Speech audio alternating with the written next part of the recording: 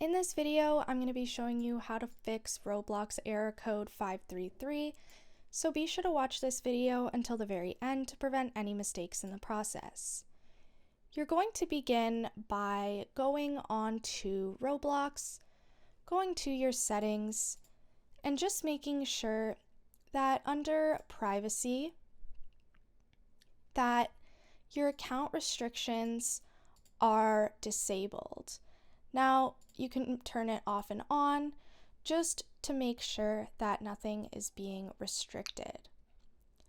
The second thing that you can try is to actually go to Roblox and click on Run as Administrator.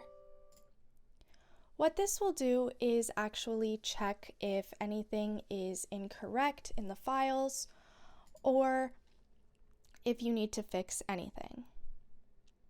Now, as you can see, it opened up perfectly fine, so it is all fixed. Now, the final thing that you can do if that didn't work is to go to Apps and Features, search up Roblox, and actually uninstall it from here. From there, you'll just need to look it up on Microsoft Store or online and re-download it to your computer, and that should fix the error. And that's all there is to it. Be sure to leave a like, comment, and subscribe to the channel. Thanks for watching. See you in the next video.